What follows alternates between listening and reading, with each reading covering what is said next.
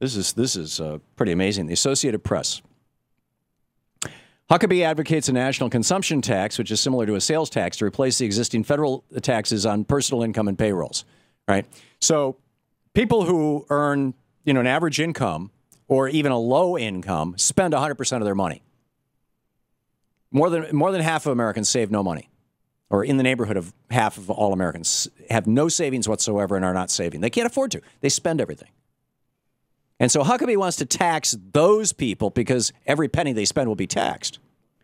But he doesn't want to tax people who make $1 million a year, $10 million a year, $100 million a year, because and don't spend that money because they're already spending all the money they can.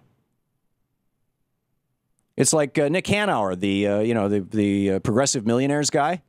He said, how many pairs of pants do I need? I don't need 10,000 pairs of pants.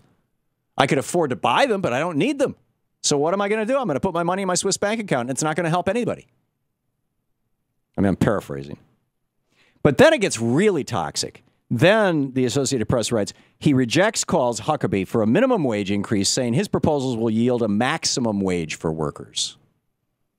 Now, this is where it's important to remind you about the Republican Party.